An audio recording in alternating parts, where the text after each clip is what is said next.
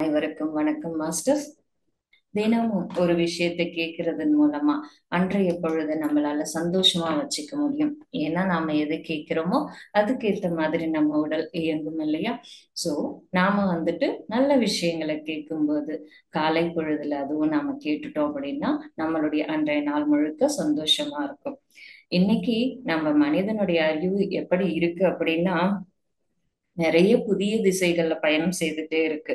அரசியல், மதம், கலை, சமூகம், கலாச்சாரம், உளவியல், அறிவியல் அப்படின்னு சொல்லிட்டு பல்வேறு தளங்கள்ல இன்னைக்கு நம்மளுடைய சிந்தனைகள் இயங்கிக்கிட்டே இருக்கு.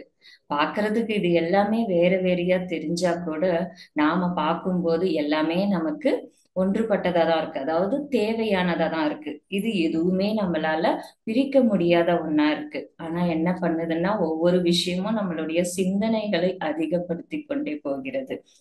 அறிவியல், வேதியியல், உயிரியல், கணிதம் அப்படின்னு சொல்லிட்டு நாம ஆரம்பத்துல படிக்கும்போது எல்லாம் அழகாதான் இருக்கு ஆனா போக போக என்ன ஆகுது அப்படின்னா இது எதுக்கு, இதுக்கு என்ன சம்பந்தம் இருக்கு?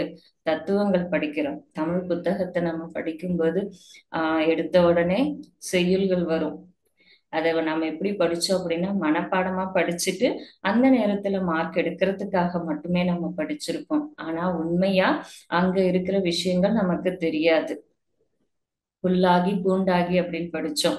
ஆனா இன்னைக்கு நாம அதெல்லாம் கிடையாது, மறுபிறவி அப்படிங்கிறதே கிடையாது. நமக்கு இருக்கிற வாழ்க்கைய நிம்மதியா வாழ்ந்துட்டு போவோம். அது இருந்தா என்ன போனா என்ன, அதை பத்தி நாம ஏன் தெரிஞ்சுக்கணும் அப்படின்னு சொல்லிட்டு தத்துவத்தை வெளியே நாம இப்படி பேசிட்டு இருக்கோம். ஆனா நம்ம படிச்ச படிப்பு நமக்கு என்ன கத்து கொடுத்தது? நிறைய பிறவிகள் நமக்கு இருக்கு அப்படின்றத கத்து கொடுத்தது. இன்னைக்கு திரும்ப ஒரு சயின்டிஸ்ட் இல்ல இல்ல இருக்கு, உளவியல் முறையில ஏதோ ஒரு சொல்லும் போதுதான் ஆமா ஆமா இருக்கு அப்படின்னு நாம நம்புறோம். ஆனா உண்மையிலேயே நம்மளுடைய புராண காலத்துல கதைகள் சொல்லப்பட்டிருக்குன்னா அதுக்குள்ள நிறைய அர்த்தங்களை கொடுத்திருக்காங்க. அவங்க இன்னைக்கு பாட்டி தாத்தா நமக்கு அப்ப சொல்லி கொடுத்த கதைகளை இப்ப நம்ம பசங்களுக்கு சொல்லி கொடுத்தோம் அப்படின்னா அவங்க என்ன சொல்லுவாங்க? நிறைய கேள்விகள் கேட்பாங்க. அந்த கேள்விக்கு நம்மளால பதில் கொடுக்க முடியாது. இல்லைன்னா அவங்க கார்ட்டூன் பிக்சரா பார்த்துட்டு அவங்க என்ன சொல்லுவாங்க? இதெல்லாம் நான் பார்த்துட்டேன் பாட்டி, இதெல்லாம் எனக்கு தெரியும், வேற ஏதாவது சொல்லு அப்படின்னு சொல்றாங்க. ஆனா ஒரு உண்மையான அர்த்தம் நமக்கு தெரியாது. ஒரு கதை உங்களுக்கு காலையிலேயே ஸ்டார்ட் பண்றேன் நானு. ஒரு பெரியவர் ஒருத்தர் ஒரு ரயில்வே ஸ்டேஷன்ல உட்காந்துட்டு இருந்தா அவரு என்ன படிச்சுட்டு இருந்தாரு, கையில ட்ரெயினுக்காக வெயிட் பண்ணிட்டு இருக்காரு. அந்த புத்தகத்தை, ஒரு புத்தகம் ஒண்ணு வச்சுட்டு இருப்பாரு. எப்பயுமே அவருக்கு படிக்கிற பழக்கம் இருக்கிறதால ஒரு புத்தகம் ஒண்ணு கையில வச்சுட்டு இருப்பாரு. அவரு அதை எடுத்து படிக்க ஆரம்பிச்சிருவாரு. ட்ரெயின் வர வரைக்கும் இன்னும் என்ன பண்ணணும் அப்படின்னு சொல்லிட்டு அவசர அவசரமா ஒரு ஹஸ்பண்ட் அண்ட் ஒய்ஃப், நியூவா மேரேஜ் ஆயிருக்கிறவங்க, அவங்க என்ன பண்ணுவாங்க அப்படின்னா அவசர அவசரமா ஓடி வருவாங்க. ஓடி வந்ததுக்கு அப்புறமா அங்க ட்ரெயினுக்காக வெயிட் பண்ணும்போது அந்த தாத்தாவை பார்த்துட்டு அவங்க கேட்பாங்க என்ன தாத்தா படிக்கிற, புக்கு படிக்கிறியா நீ அப்படின்னு சொல்லிட்டு. ஆமாப்பா. நான் என்ன புத்தகம் அப்படின்னு கேட்டா ராமாயணம். ஐயோ ராமாயணமா, ராமாயணத்துல என்ன இருக்கு? திரும்ப திரும்ப ஒரே கதை. ராமர், சீதா, குகன், லக்ஷ்மணன், ராவணன், அனுமார், இதே தானே தாத்தா இருக்கு கதை ஆனா நீங்க என்ன திரும்ப திரும்ப அதுல படிக்கிறது இருக்கு அப்படின்னு சொல்லிட்டு. ஆனா அவர் சொல்வாராம், ஏன்னா எனக்கு திரும்ப திரும்ப இதை படிக்கிறதுல ஒரு சந்தோஷம் இருக்குப்பா, திருப்தி இருக்கு, அதனாலதான் நான் படிக்கிறேன் அப்படின்னு சொல்லிட்டு சொல்வாரு. ஓகே. அதுக்கப்புறமா ட்ரெயின் வருது, பெரியவர் ஏறிடுறாரு. இவர் என்ன பண்றாங்க, ஹஸ்பண்ட் அண்ட் ஒய்ஃப் என்ன பண்றாங்க, ட்ரெயின் மூவ் ஆகும்போது ஏறும்போது மனைவியை ஏத்தி அதாவது கணவன் ஏறிடுவார் ஃபர்ஸ்ட். மனைவி கீழே இருப்பாங்க, ஒவ்வொரு லக்கேஜா எடுத்து கொடுத்துட்டு இருப்பாங்க. ஆனா ட்ரெயின் மூவ் ஆயிடும், அவங்களால ஏற முடியாம போயிடுது. அதுக்கப்புறமா அவரு ரொம்ப இதுவாகி அந்த ட்ரெயினோட சங்கிலியை பிடிச்சு நிறுத்தி, ட்ரெயினை நிறுத்தி, அப்புறம் அங்க ஃபைன் கட்டி அதுக்கப்புறமா மனைவி அதுல ஏறுவாங்க. ஏறினதுக்கு அப்புறமா போய் அந்த இடத்துல அந்த சீட்ல அவங்க உட்காரும்போது எதிரிலதான் பெரியவர் இருப்பாராம். அவர் தன்னுடைய கையில இருக்கிற அந்த தண்ணி பாட்டில கொடுத்து தண்ணி குடிமா அப்படின்னு சொல்லிட்டு கொடுத்தா அந்த பொண்ணு தண்ணி குடிச்சதுக்கு அப்புறமா நிம்மதியா ஒரு மூச்சு விடுவாங்களாம் அந்த கணவன். அப்பா, எப்படியும் நான் தப்பிச்சிட்டேன் அப்படின்னு சொல்லிட்டு. அப்ப அந்த பெரியவர் சொல்வாராம், ஆமா கரெக்டு. ஆனா நானு ராமாயணத்துல வந்துட்டு நிறைய முறை படிச்சேன். குஹன், அதாவது ராமரும் சீதை லக்ஷ்மணரும் வந்துட்டு காட்டுக்கு போவாங்க இல்லையா நமக்கு.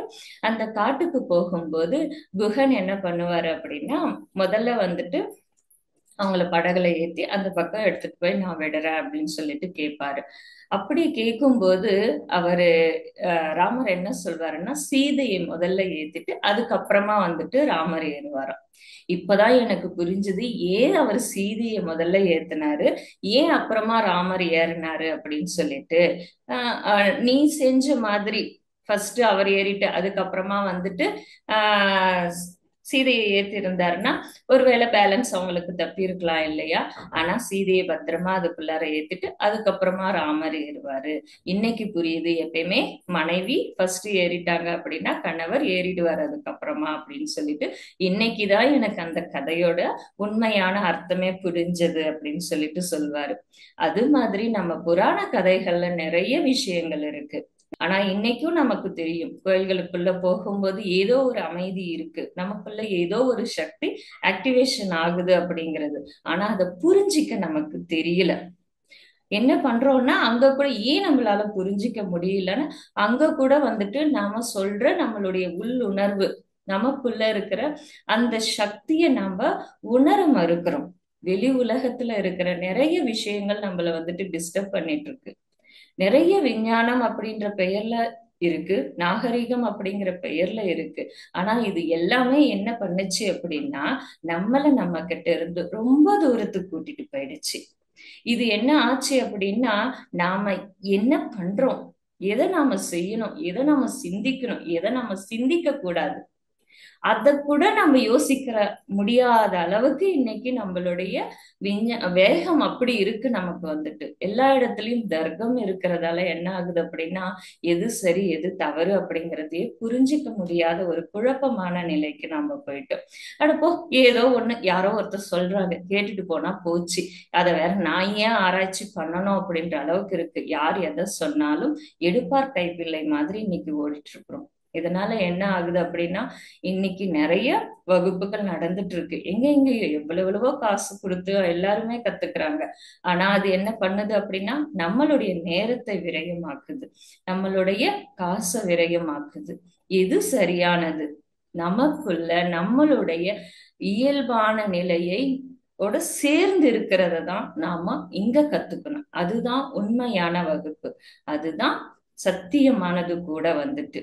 எப்பயுமே உங்களுக்குள்ள நீங்க இணைந்து இருந்தீங்க, உங்களை நீங்க புரிஞ்சிட்டு இருக்கீங்க அப்படின்னாலே மிகப்பெரிய விஷயம் அதுதான் மாஸ்டர்ஸ். அது போலதான் நாம வந்துட்டு இங்க காலையில வந்துட்டு நிறைய நிகழ்ச்சிகள் சின்ன சின்ன மாற்றங்களோட உங்களுக்கு தினமும் வந்துட்டு இருக்கோம். ஏன்னா நிறைய உங்களுக்கு கொடுக்கணும், ஆன்மீகமான விஷயங்களை வந்துட்டு உண்மையான தத்துவத்தோட கொடுக்கணும். நாம படிச்சிருக்கிற தத்துவங்கள், நம்ம மகான்கள் நமக்கு குறிப்பா சொல்லி இருக்கிற தத்துவங்கள் கதைகள் மூலமா நிறைய சொல்லியிருக்காங்க, கோவில்கள் மூலமா நிறைய சொல்லி இருக்காங்க. ஒரு இடத்தை பத்தி, ஒரு மனிதரை பத்தி ஒவ்வொரு விஷயத்தையும் நமக்கு அவ்வளவு அழகா புரிஞ்சுக்கிற மாதிரி சொல்லியிருக்காங்க. எளிய நடையிலையும் நாம படிச்சிருக்கிறோம், அதாவது மறைமுகமான ஞானத்தையும் நாம படிச்சிருக்கிறோம். ஆனா இங்க வந்துட்டு அதை எல்லாத்தையுமே திரும்ப நாம வந்துட்டு ஒரு நல்ல புரிதலோட அதை தெரிஞ்சுக்கிறதுக்காக சின்ன சின்ன விஷயங்கள் நாம இந்த ஆன்மீக நிகழ்ச்சியில நாம தெரிஞ்சுக்க போறோம் மாஸ்டர்ஸ். சோ இன்னைக்கு கூட நாம ஒரு விஷயத்த பார்க்க போறோம். என்ன அப்படின்னா, காலையிலே வந்துட்டு அமிர்தம் உங்களுக்கு தெரியும் இல்லையா. அமிர்தம் குடிச்சா மரணமில்லா பெருவாழ்வு, அதாவது சாகா வரம் நமக்கு கிடைக்கும் அப்படின்னு சொல்லிட்டு என்ன பண்றாங்க, ஒரு பக்கம் தேவர்களும் ஒரு பக்கம் அசுரர்களும் இருந்து ஒரு பார்க்கடலை கடையிறாங்க. ஏன்னா அந்த அமிர்தம் வந்துட்டு பார்க்கடலுக்குள்ள இருக்கு, அதை வெளியே கொண்டு வர்றதுக்காக அவங்க என்ன பண்றாங்க, ரெண்டு பேரும் சேர்ந்து கடைய ஆரம்பிக்கிறாங்க. அங்க வந்துட்டு என்ன பண்ணுவாங்க அப்படின்னா, மந்திர மலை, அந்த மலைய வந்துட்டு மத்தா வச்சுட்டு வாசுகி பாம்பை வந்துட்டு கயிறை மாத்தி, அதாவது கயிறாக்கி அந்த மலையை கடைய ஆரம்பிப்பாங்க. கீழே வந்துட்டு விஷ்ணு பகவான் கூர்ம அவதாரத்துல அந்த மந்திர மலையை தாங்கி நிற்பாரு. அதுக்கப்புறம் என்ன பண்ணுவாங்க, அசுரர்கள் வந்துட்டு வாழை பிடிச்சா தனக்கு கேவலம் அப்படின்னு சொல்லிட்டு என்ன பண்ணுவாங்க அப்படின்னா, தன்னோட அந்த பாம்புடைய வாய்ப்பகுதியை பிடிச்சுப்பாங்க. வாழை பிடிக்கிறது எங்களுக்கு மரியாதை இல்லை அப்படின்னு சொல்லிட்டு அவங்க தலைப்பகுதியை பிடிச்சுப்பாங்க. அந்த பக்கம் தேவர்கள் வந்துட்டு வாளோட பகுதியை பிடிச்சிட்டு அதை கடைய ஆரம்பிப்பாங்க. கடைய ஆரம்பிக்கும் போது பாம்பு கிட்ட இருந்து அந்த நெருப்பு, அந்த வலி தாங்க முடியாம நெருப்பும் விஷமும் வெளியே வர ஆரம்பிக்கும். அதுல அசுரர்கள் அந்த நெருப்புல கருகி போயிடுவாங்க. விஷம் வந்துட்டு எல்லா இடத்துலயும் பரவிடும். அப்ப என்ன ஆகுது அப்படின்னா, சிவபெருமான் அந்த விஷத்தை எடுத்து அவர் வாங்கி குடிப்பாரு. அப்ப பார்வதி தேவி என்ன பண்ணுவாங்க, தன்னுடைய கைகளை கழுத்துல நிறுத்தி அங்கேயே அந்த விஷத்தை நிறுத்துவாங்க. நிறுத்திட்டு அதுக்கப்புறமா வந்துட்டு இன்னும் மேல அதை கடையும் போது என்ன ஆகுது அப்படின்னா, நிறைய வருது அந்த இடத்துல இருந்து. என்னென்ன வருது, அமிர்தம் வருவதற்கு முன்னாடியே நிறைய அவங்களுக்கு நிறைய கிஃப்ட் வருது. என்னென்ன வருது அங்க வந்துட்டு அவங்களுக்கு, கற்பக விருட்சம், காமதேனு, நினைச்சது எல்லாம் அவங்களுக்கு கிடைக்கும். அப்படிப்பட்ட விஷயங்கள் எல்லாமே அவங்களுக்கு கிடைக்கும். கற்பக விருட்சம், காமதேனு, ஐராவதம், ஒரு வெள்ளை குதிரை, அதுக்கப்புறமா அப்சரஸ் போன்ற கன்னிகைகள், அழகான பொருட்கள் எல்லாமே அவங்களுக்கு கிடைக்குது. அப்புறம் இன்னும் வந்துட்டு ஐராவதம் யானை அப்படிங்கறதெல்லாம் நிறைய கிடைக்குது. அதுக்கப்புறமா கடைசியில லக்ஷ்மி தேவி வருவாங்க. அதுக்கப்புறமா அவங்களுக்கு அந்த அமிர்தம் கிடைக்கும். இல்லைங்களா மாஸ்டர்ஸ்? எவ்வளவு அழகான கதை. அப்புறமா அந்த அமிர்தத்துக்காக தேவர்களும் அசுரர்களும் சண்டை போட்டுட்டு மோகினி அப்படிங்கிற ஒரு அவதாரம் வந்து அவங்களுக்கு, தேவர்களுக்கு அந்த அமிர்தம் கிடைக்கிற மாதிரி அந்த கதை இருக்கும் நமக்கு வந்துட்டு.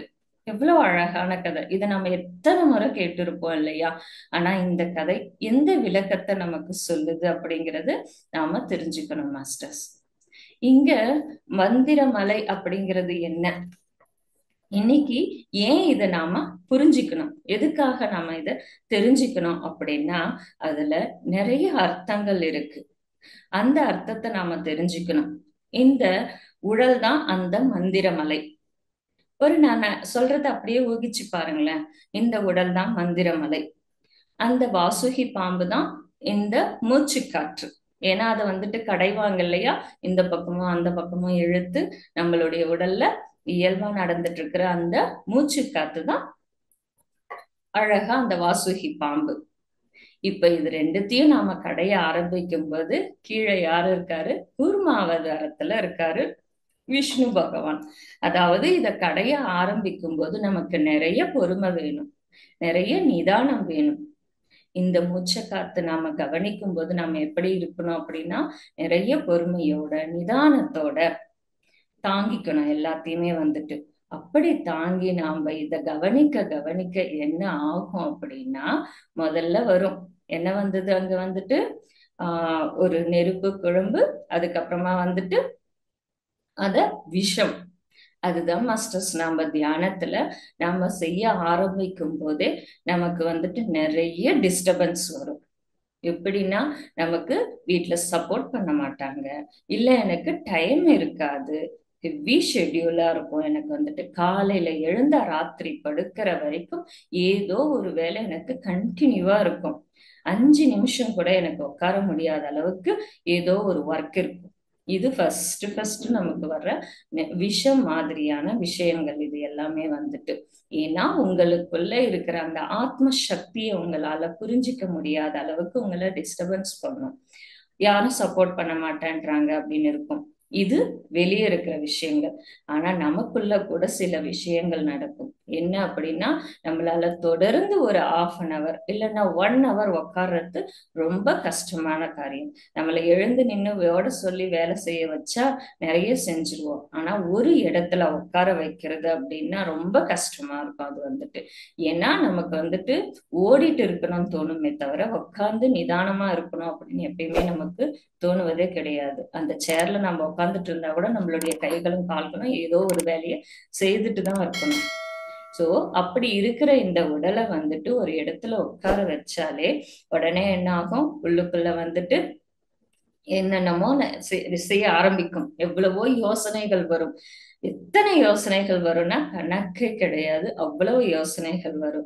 அதுக்கப்புறமா இந்த உடல்ல வந்துட்டு என்ன நடக்கும் அப்படின்னா, எங்கெங்கேயோ ஏதேதோ ஓடுற மாதிரி இருக்கும், கடிக்கிற மாதிரி இருக்கும், ஊசி போடுற மாதிரி இருக்கும், வலிகள் வரும். வலிகள்னா எவ்வளவு வலின்னா பயங்கரமான வலிகள் இருக்கும். இது எல்லாமே அந்த வாசுகி பாம்புல இருந்து வந்த விஷம் மாதிரி நம்மளுடைய இந்த உடல்ல நடக்கக்கூடிய மிகப்பெரிய மாற்றங்கள். இந்த மாற்றங்களை நாம கடந்து போகணும். எப்படி வந்துட்டு அந்த விஷத்தை வந்துட்டு சிவபெருமான் எடுத்துக்கிறாரோ அது மாதிரி இத வந்துட்டு நாம அக்செப்ட் பண்ணணும், எடுத்துக்கணும். ஓகே, எனக்கு நடக்குது, ஏதோ ஒண்ணு நடக்குது என் உடல்ல, அது எனக்கு தெரியல, ஆனா வந்துட்டு நான் செய்யணும், இதுல என்னதான் இருக்கு நான் பாத்துறணும் அப்படின்னு சொல்லிட்டு ஒரு பிடிவாதம் நமக்குள்ள இருக்கணும். அப்ப என்ன ஆகுது அப்படின்னா, ஒரு சக்தி அந்த விஷத்தை உள்ளுக்குள்ள போக விடாம இந்த இடத்திலேயே தடுத்து நிக்குது. அது மாதிரி நம்மளுடைய சக்தி அங்க என்ன ஆகும் அப்படின்னா, இந்த எல்லா வழிகளையுமே நீத்து விட்டுரும். நமக்குள்ள அந்த விஸ்வ சக்தி தியானத்துல வர ஆரம்பிக்கும் போது என்ன ஆகுது அப்படின்னா, முழுமையா இந்த வழிகள் நம்ம நினைக்கிற எல்லா டிஸ்டர்பன்ஸ் எல்லாமே என்ன ஆகும்னா, அந்த சக்தி வரும்போது எல்லாமே போயிடும் நமக்குள்ள இருந்து. அதுக்கப்புறம் நிம்மதியா நம்மளால தியானம் செய்ய முடியும். ஆனா இது ஒரு வந்துட்டு ஒரு ரிஸ்கான ஒர்க். ஆரம்ப நிலையில வந்துட்டு தியானம் அப்படிங்கிறது அவ்வளவு கடினமான செயல். ரொம்ப ரொம்ப கஷ்டமா இருக்கும். கொஞ்ச நேரம் உட்காரணும்னா கூட எழுந்து ஓடிடலாமா, நமக்கு அந்த வேலை வந்துருச்சு, இந்த வேலை வந்துருச்சு அப்படின்னு சொல்லிட்டு நிறைய ஒர்க் வந்துட்டே இருக்கும் நமக்கு வந்துட்டு. சோ அதெல்லாம் நாம வந்துட்டு தாண்டி அந்த தியானத்தை நாம செய்யும் போது நமக்குள்ள அந்த விஸ்வ சக்தி, இந்த பிரபஞ்ச சக்தி பிரவாகம் ஆகும்போது என்ன ஆகும் அப்படின்னா, இந்த எல்லா வழிகளுமே நம்மளை விட்டு போயிடும். ஆழ்ந்த ஒரு தியான நிலைக்கு நம்மளால போக முடியும். இயல்பான நம்மளுடைய நிலை, ஆழ்ந்த நிலை எது அப்படின்னா, எந்த டிஸ்டர்பன்ஸும் இல்லாம ஒரு சைலண்ட் ஸ்டேஜ், ஆகாயம். அதுக்கப்புறமா அதாவது ஆகாய நிலை அப்படின்னா எதுவுமே இல்லாது அவ்வளவு அழகா இருக்கும் பாருங்க. அப்படி ஒரு மன நிம்மதி நமக்கு அங்க கிடைக்க ஆரம்பிச்சிடும். அதுக்கப்புறமா நமக்கு கிடைக்கிறது தான் காமதேனு, கற்பக விருட்சம், ஐராவதம் அப்படின்லாம் நம்ம சொன்னோம் இல்லையா, அது மாதிரி நிறைய விஷயங்கள் நமக்கு கிடைக்கும்.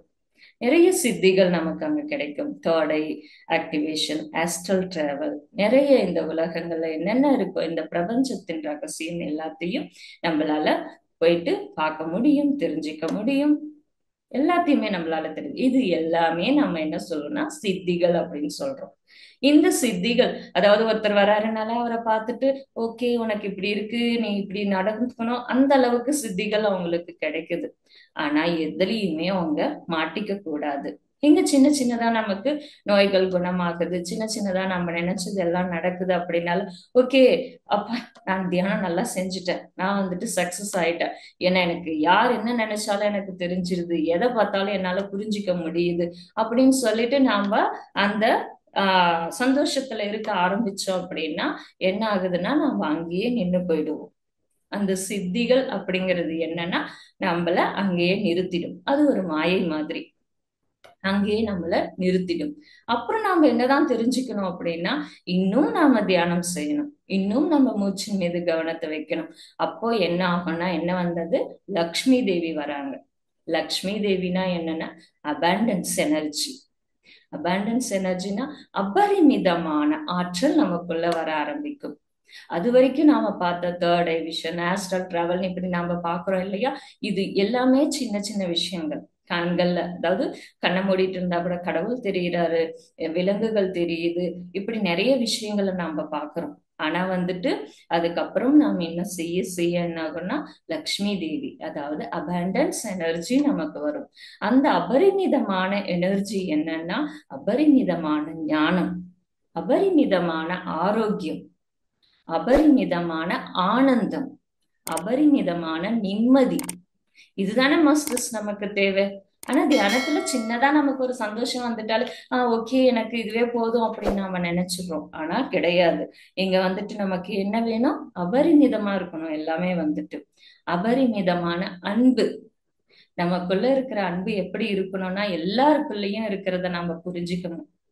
யாருக்கிட்டையும் பாகுபாடு இருக்கக்கூடாது. கருணை மனிதர்கள் கிட்ட மட்டும் கிடையாது, இந்த பிரபஞ்சத்துல எத்தனையோ உயிர்கள் இருக்கு. எல்லா உயிர்களிடத்தும் நம்மளுடைய கருணை இருக்கணும். வாடிய பயிரை கண்டபோதெல்லாம் வாடினேன் அப்படின்னு சொல்லிட்டு, ஒரு பயிர் வாடினா கூட தாம் வாடி போவேன் அப்படின்னு சொல்லிட்டு வள்ளலார் பெருமான் சொல்றாரு. அது மாதிரி கருணை அப்படிங்கிறது எப்படி இருக்கணும்னா எல்லா இடங்கள்லயும் இருக்கணும் நமக்கு. அப்படிப்பட்ட கருணை நமக்கு வேணும். ஆனந்தம், நிம்மதி, இப்படி எல்லாமே நமக்கு அபரிமிதமா கிடைக்க ஆரம்பிக்குது. இறுதியில வர்றது என்ன அப்படின்னா நமக்கு தெரியும், அமிர்தம். அந்த அமிர்தம் குடிக்கிறதால என்ன வருது? மரணம் இல்லா பெருவாழ்வு. எஸ் மாஸ்டர்ஸ், தியானம் செய்யும் போது கூட நமக்குள்ள அபரிமிதமான எனர்ஜி வரும்போது நாம என்ன ஆகிறோம் அப்படின்னா மரணம் இல்லா பெருவாழ்வு. நம்மளுடைய சக்தி மூலாதாரத்திலிருந்து மேல் எழும்பி சகசிரார நிலையை அடையும் போது அந்த இடத்துல ஒரு அமிர்தம் இருக்கு. அந்த சகசிராரத்துல இருக்கிற அமிர்தம் வழிந்து நம்மளுடைய உள் நாக்கு அப்படின்னு சொல்லுவோம் இல்லையா, இந்த நாக்குக்கு மேல உள்ளார ஒரு சின்ன நாக்கு ஒண்ணு இருக்கும் இல்லையா, அந்த உள் நாக்குல ஒரு விதமான லிக்விட் சுரக்கும். அந்த லிக்விட் வந்துட்டு நாம பருக ஆரம்பிச்சா மரணம் இல்லா பெருவாழ்வு நமக்கு கிடைக்கும் அப்படின்னு சொல்லியிருக்காங்க. சோ அப்படிப்பட்ட அமிர்தத்தை நாம எங்கேயும் போகாம நமக்குள்ளேயே நாம செய்ய ஆரம்பிக்கணும். எப்படி தேவர்கள் அசுரர்கள் இருக்காங்க, ரெண்டு பேருமே நமக்குள்ள இருக்காங்க. இது வேற எப்பயோ நடந்த கதை கிடையாது. இன்னைக்கு நமக்குள்ள நடந்துட்டு இருக்கிற விஷயங்கள். அந்த விஷயங்கள் நாம பார்க்கணும். வந்துட்டு நமக்குள்ள இருக்கிற அந்த இருமை நிலை, நல்லது கெட்டது, இரவு பகல், இப்படி எத்தனையோ விஷயங்களை நாம வேற வேறையா பார்த்துட்டு இருக்கிறோம் இல்லையா. நமக்குள்ள இருக்கிற அந்த நல்லது கெட்டது எல்லாத்தையும் கடைஞ்சு நாம எடுக்கணும். நான் அப்படிங்கிற அகந்தை நமக்குள்ள இருந்து போகணும். நான் அப்படிங்கிறது உண்மையிலேயே எது அப்படிங்கிறது தெரிக்கணும். எது நமக்கு அவமானம், எது நமக்கு வேண்டாம் அப்படின்னு கீழ்நிலை நாம நினைக்கிறோமோ அது எல்லாத்தையுமே வந்துட்டு நாம கடந்து போகணும். நல்லது எது அதையும் நாம கடந்து போகணும். இப்படிப்பட்ட நிலைகளை நாம கடந்து போகும்போது உண்மையான நான் யார் அப்படிங்கிறத நம்மளால ஈஸியா தெரிஞ்சுக்க முடியும். நான் அப்படிங்கிறது எது அப்படின்னா நீயும் வெளியே இருக்கிற எதுவுமே வேற கிடையாது, இரண்டும் ஒன்று அப்படிங்கிறத புரிஞ்சுக்கணும். மாயை, நமக்குள்ள இருக்கிற எல்லா மாயைகளும் நமக்குள்ள அகன்று உண்மையான நிலையை நாம தெரிஞ்சுக்கணும். அந்த இறைநிலை என்னைக்கு வந்துட்டு ஆஹ் இறை இறைவன் அப்படின்னா வெளியேதான் இருக்காரு அப்படிங்கிறது மாறி நம்மளுடைய சித்தர்கள் ஞானிகள் கொடுத்த அந்த இறை நிலையை நாம அனுபவிக்கணும். ஒவ்வொரு விஷயத்தையும் ஒவ்வொரு கதைகள்லையும் நாம கத்துக்கிற விஷயங்கள்ல ஆழ்ந்து சிந்திக்கணும் மாஸ்டர்ஸ். அதுதான் நாம இங்க தெரிஞ்சுக்க வேண்டியது. ஒவ்வொரு கதைகளும் வந்துட்டு நிறைய விஷயங்களை நமக்கு சொல்லி கொடுத்துட்டு இருக்கு. ஆனா நாம அதை எதையுமே புரிஞ்சிக்க முயற்சி பண்ண மாட்டோம். எவ்வளவோ இருக்கு. இன்னைக்கு நாம தியானம் பண்ணா நமக்கு எவ்வளவு விஷயங்கள் தெரியும் அப்படிங்கிறது தெரியும். ஆனா நம்ம என்ன சொல்றோம், எனக்கு டைம் இல்லை அப்படின்னு சொல்லிட்டு நம்ம ஈஸியா சொல்லிடுறோம். ஆனா கொஞ்ச நேரத்தை நாம அதுக்காக ஒதுக்கி வைக்கும் போது எவ்வளவு விஷயங்கள் நமக்கு லாபங்களா கிடைக்குது. அவ்வளவுத்தையும் நாம அடையணும் அப்படின்னா எந்த அளவுக்கு நாம வந்துட்டு முயற்சிகளை செய்யணும் இல்லையா. சோ நாம வந்துட்டு நம்மை நாம் அறிந்து கொள்ளும் போது, நம்மளுடைய சக்தியை நாம புரிந்து கொள்ளும் போது நமக்குள்ள என்ன விஷயங்கள் இருக்கு அப்படின்னா அழகா நிம்மதி. எவ்வளவு தேடுறோம் இன்னைக்கு வந்துட்டு ஆஹ் எதுல நோக்கி நாம பயணம் செய்யறோம் அப்படிங்கறதே நமக்கு தெரியாத அளவுக்கு ஓடிட்டு இருக்கிறோம். முதல்ல கிடைக்கிறது என்ன அப்படின்னா ஏதோ ஒரு மன அமைதி கிடைக்குது. இவ்வளவு சிந்தனைகள், கேட்கிற எல்லா விஷயங்களுமே நமக்குள்ள போயிட்டு போயிட்டு போயிட்டு என்ன ஆகுதுன்னா கண்ண மூடனா அவ்வளவும் யோசனைகளா இருக்கு நமக்குள்ள வந்துட்டு. அப்ப என்ன கிடைக்குது? முதல்ல மன அமைதி நமக்கு கிடைக்குது. ஒவ்வொரு நாளும் நம்ம செய்யற தியானத்துல என்ன கிடைக்குது? எம்டி மைண்ட் கிடைக்குது நமக்கு வந்துட்டு. மெதுவாதான் அது அதிகரிக்கும் மாஸ்டர்ஸ். சோ அதுக்கப்புறமா நம்மளுடைய உடல் மனம் அப்படிங்கிறது என்னன்னா ஓய்வு நிலைக்கு போகும். நம்மளுடைய செய்யற வேலைகள் எல்லாமே விழிப்புணர்வோட இருக்கும். எல்லாமே ஆழ்ந்த தூக்கம், தூக்க நேரம் குறையும் நமக்கு வந்துட்டு. ஆனா கொஞ்ச நேரம் தூங்கினாலும் நிம்மதியான இருக்கும். எழுந்தாலும் ஃப்ரெஷ்ஷா நாம இருப்போம். இப்படிப்பட்ட விஷயங்கள் எல்லாம் நமக்கு கிடைக்குது அப்படிங்கிறது தான் நாம புரிஞ்சுக்கணும். நாம கத்துக்கிற கதைகள், நாம சொல்லி கொடுக்கிற கதைகள் எல்லாமே வந்துட்டு மிக பெரிய அர்த்தத்தை கொடுத்துட்டு இருக்கு. ஒவ்வொரு சித்தர்களும் வந்துட்டு ஞான மார்க்கத்தை அவ்வளவு அழகா வெளிப்படுத்தி இருக்காங்க. அது எல்லாமே நாம வந்துட்டு நிச்சயமா புரிஞ்சுக்கணும் மாஸ்டர்ஸ். இதை புரிஞ்சுக்கிறதன் மூலமா நாம நமக்குள்ள இணைந்திருக்கலாம். நமக்குள்ள இருக்கிற அந்த இறைவன், கடவுள் அப்படின்னாலே வந்துட்டு இன்னைக்கு வந்துட்டு கடவுளும் கிடையாது ஒண்ணும் கிடையாதுன்ற அளவுக்கு இருக்காங்க. ஆனா கடவுள் எல்லா இடத்துலயும் இருக்காரு. அந்த கடவுளுடைய நிலைகளை நாம புரிஞ்சுக்கணும். இன்னைக்கு ஐன்ஸ்டீன் மாதிரி ஒரு விஞ்ஞானி வந்துட்டு நான் கனவுகள் மூலமா நிறைய விஷயங்களை தெரிஞ்சுக்கிட்டேன்னு சொன்னாதான் நம்மளால புரிஞ்சுக்க முடியுது. ஆனா அன்னைக்கு நமக்கு சொன்னது புரிய மாட்டேங்குது. எப்படி எனக்குள்ள நான் இருந்தா எல்லாத்தையும் தெரிஞ்சுக்க முடியும் அப்படின்னு சொல்லிட்டு நம்ம கேள்விகளை கேட்கிறோம். ஆனா ஒரு விஞ்ஞானி வந்துட்டு நான் கனவுகள் மூலமா என்னுடைய அறிவியல்ல நான் நிறைய சாதிச்சேன் அப்படின்னு சொல்லும்போது, ஓ கனவுகள் அப்படின்னா அவ்வளவு இம்பார்ட்டண்டா அப்படின்னு தெரிஞ்சுக்கிறோம். சோ இன்னைக்கு வந்துட்டு நாம தெரிஞ்சுக்க வேண்டிய விஷயம் என்னன்னா, உங்களுக்குள்ள நீங்க இருக்கும்போது உண்மையான ஆன்மீகத்தை தெரிந்து கொள்ள முடியும். எது ஆன்மீகம், இதுதான் நாம தெரிஞ்சுக்கிறோம். ஒவ்வொரு நாளும் இதை நாம தெரிஞ்சுக்கலாம். Thank you masters, thank you very much.